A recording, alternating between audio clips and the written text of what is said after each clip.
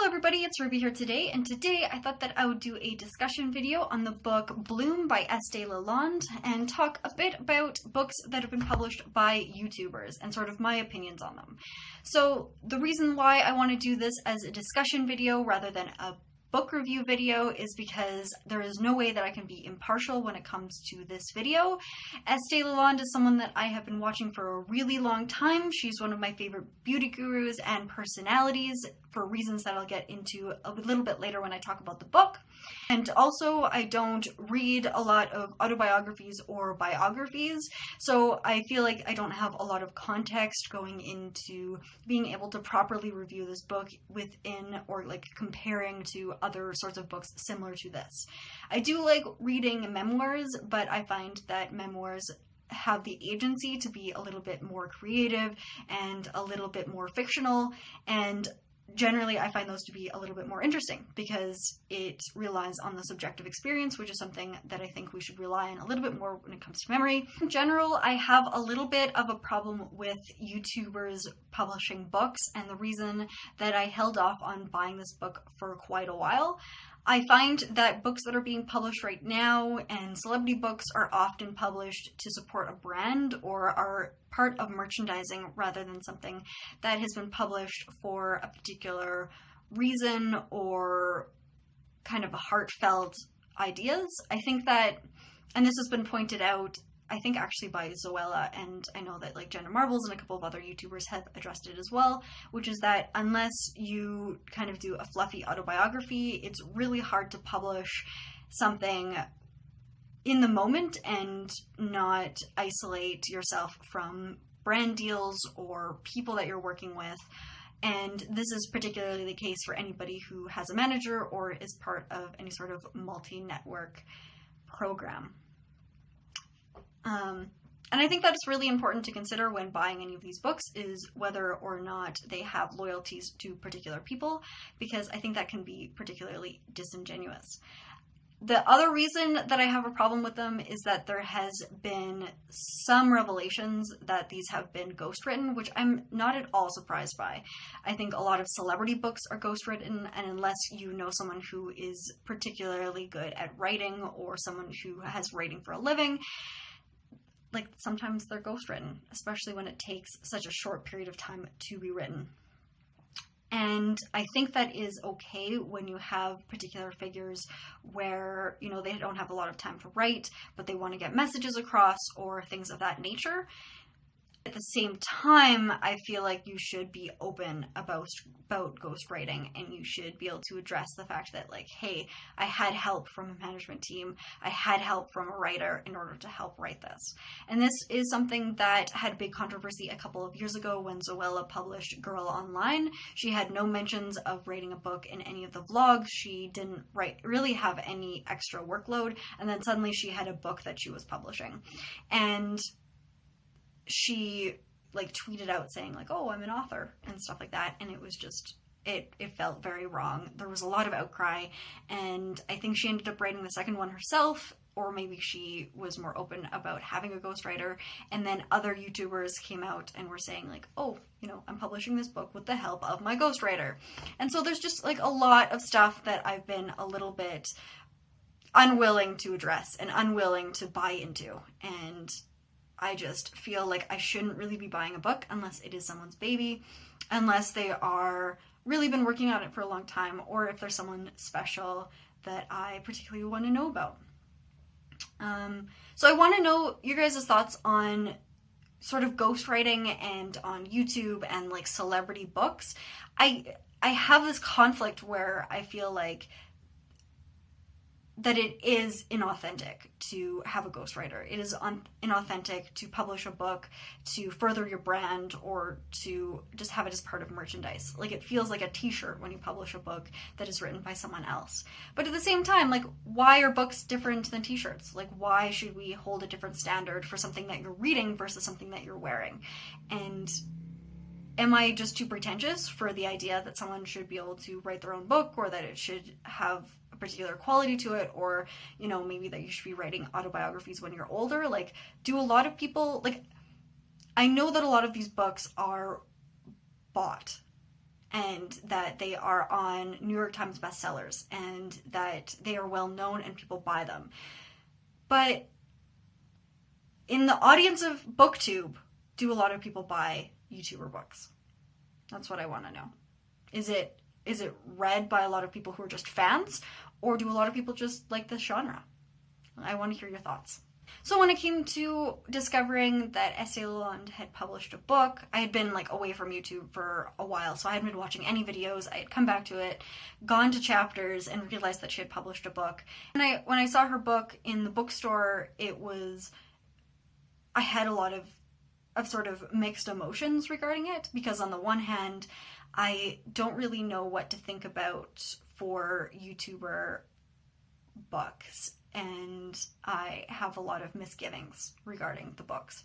And on the other hand, I was really excited to see her on the shelves and to see her as more than just this ethereal YouTuber figure who only some people who watch YouTubers know who she is, where, my parents don't really understand who she is at all, because she doesn't kind of transcend the internet in a way.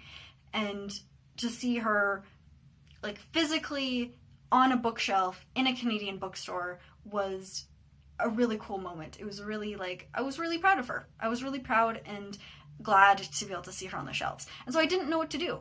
And I started watching her videos again, like everybody else's, and I came across this video about her traveling to the UK, which I'll link down below.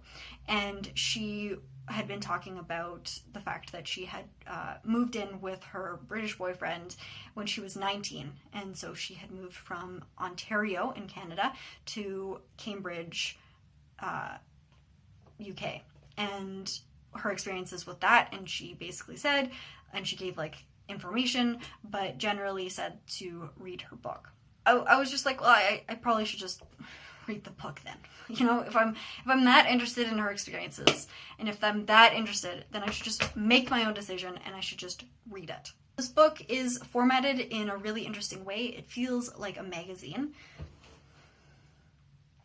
in that it is separated into 5 different sections, and each section has little bits about her. So either little snippets of autobiography material about experiences that she's had in school or at work or on YouTube, as well as, recipes that she's liked or things that she's discovered about her wardrobe or fashion and stuff like that.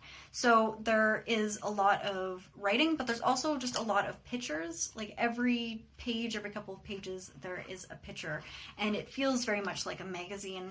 And I feel like that was on purpose. She has always been someone who has liked high fashion, has liked design, and so it is a very well designed, glossy book, and it feels almost like a coffee table book, which I think is really nice, because it doesn't feel like it's trying to be anything other than a collection of what she loves.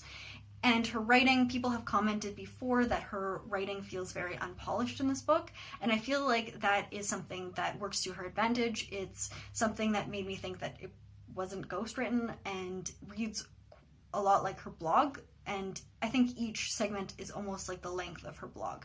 So it was just very pleasant to read. In terms of content, this is where I fell in love with the book, and the reason why I think this book is great for people who are fans of hers, who have watched her for a while, but not necessarily a great book for people who maybe don't know who she is or are just discovering the book now from this video. The content was basically just elaborated on a lot of things I've been curious about, or a lot of things that I've kind of seen happen throughout the years of her being on YouTube. She talks about her struggles with the makeup and fashion industry, and how she spent a small portion of her YouTube career kind of trying to rebel against cosmetics and not wearing a lot of makeup, and generally just kind of looking like herself in her vlogs. And I had always kind of wondered what gurus had thought of the industry, especially since I think sometimes, they do become role models, and some people like Estee will create videos about empowerment, about, strong women in books, or, certain kinds of feminism, and it becomes this cognitive dissonance when you have someone who basically started out buying cosmetics, becoming a role model for women. And her ultimate decision that she should basically just do what she wants, I think, was a really nice thing to read about. The other thing that I really liked learning about, and another reason why I really like Estee, is because she is Canadian moving to the UK. So when I first started watching her was around the time that my mom moved to the UK to move in with her then boyfriend, now husband.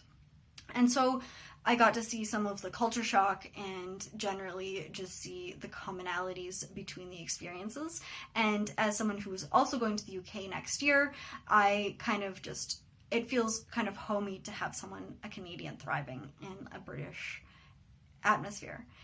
She is also someone who revels in her Canadianness. She doesn't hide it, and I think that is really important for people who are still living in Canada. I find that a lot of celebrities, when they move away, will try and hide the fact that they're Canadian. There's a lot of Canadians in Hollywood who will not admit to the fact that they're Canadian, and I think that it is the celebrities who do admit it who have a closer following in Canada. So people like Ryan Reynolds, or Nathan Fillion, and people like Estee as well. And so I find that a lot of her vlogs will be talking about, you know, going to Tim Hortons or visiting family in Ontario, and there just feels like a nice sense of deja vu to see very similar environments to what I know and love. And that's something that she talks about in this book as well. She talks about being Canadian, and she talks about her experiences in Canada and her feelings of culture shock. And she really does go in depth into like the feelings that she had, and how I think a lot of people talk about how she's courageous for moving, and yet she spent a long time just feeling lonely and anxious and depressed and not feeling like she fits in, and, you know, crying on the phone because she couldn't understand some accents. So I think that this is just like a really nice sort of in-depth book. Some people have criticized the format for being particularly short, that she doesn't go very in-depth into particular topics, but I personally learned a lot about her, and there was a lot of different stuff that you could kind of glean from this book, so I honestly really liked it. So overall, I don't think that this book has in any way convinced me to read more autobiographies or biographies. I think that I really liked this book because it was by Estee Lalonde, and it was just a nice sort of breezy book to read and to like look through the pictures of and generally experience. And so I would recommend this to anybody who likes Estee or people who like design or photography, but I wouldn't necessarily recommend this for just the casual reader, because honestly, I think this book really is for her viewers. In the comments, just let me know what your opinions are on the YouTube community and on writing books, and if maybe I'm just really pretentious in terms of my opinion on YouTubers writing books, just as well as any other video suggestions that you would like me to do, as well as any other videos you would like me to do. I have a couple of lined up, but you know, I always like to hear from you. So comment, like, subscribe, do your thing, and I will talk to you guys later.